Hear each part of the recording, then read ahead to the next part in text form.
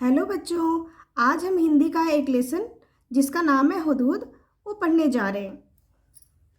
हुदहुद को कलगी कैसे मिली। एक बार सुलेमान नाम के बादशाह आकाश में उड़ने वाले अपने उड़न खटोले पर बैठे कहीं जा रहे थे।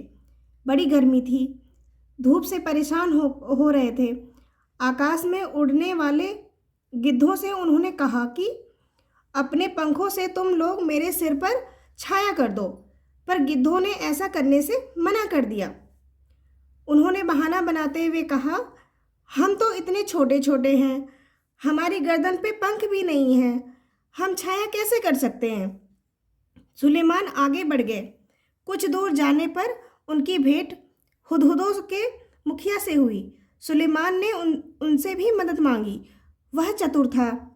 उसने फौरन अपने दल के सभी हुदहुदों को इकट्ठा करके बादशाह सुलेमान के ऊपर छाया कर दी। सुलेमान बोले, मैंने गिद्धों से मदद मांगी थी, वे मेरी मदद कर सकते थे, पर उन्होंने मेरी मदद नहीं की। तुम गिद्धों से छोटे तो हो, पर चतुर अधिक हो। तुम सबने मिलकर मेरी सहायता की है। मैं तुमसे बहुत प्रसन्न हूँ। मैं तुम्हारी कोई इच्छा पूरी करूँगा। बताओ तुम्हारी क्या इच्छा है। मुखिया ने कहा, महाराज, मैं अपने सभी साथियों से सलाह करने के बाद अपनी इच्छा बताऊंगा। मुखिया ने साथियों से सलाह करने के बाद कहा, महाराज, यह वरदान दीजिए कि हमारे सिर पर आज से सोने की कलगी निकल आए।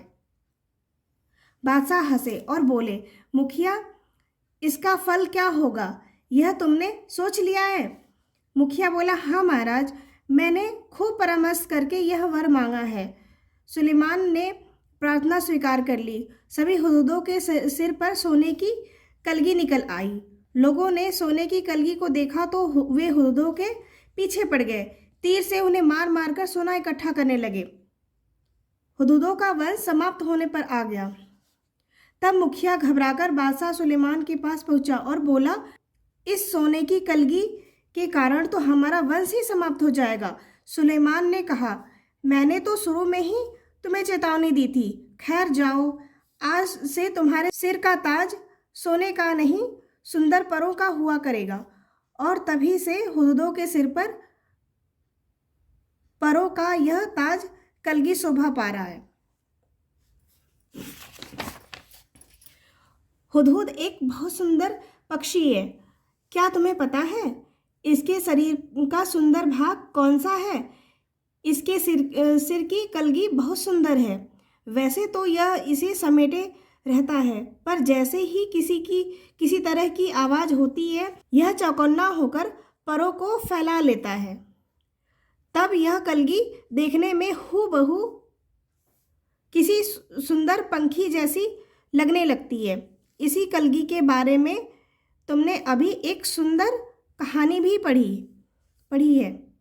हुदहुद का सारा शरीर रंग बिरंगा और चटकीला होता है। एक पक्षी और इतने सारे रंग। पंख काले काले होते हैं, जिन पर मोटी सफ़ेद धारियां बनी होती हैं। गर्दन का अगला हिस्सा बादामी रंग का होता है। चोटी भी बादामी रंग की होती है, मगर उसके सिरे काले और सफ़ेद होते हैं।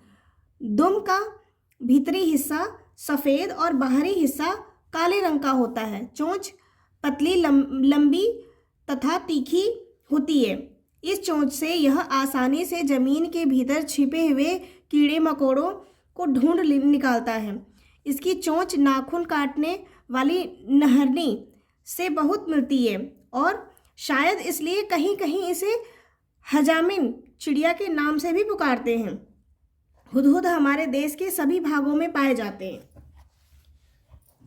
तुमने इसे अपने घर के आसपास अपनी तीखी चोंच से जमीन खोदते हुए अवश्य देखा होगा।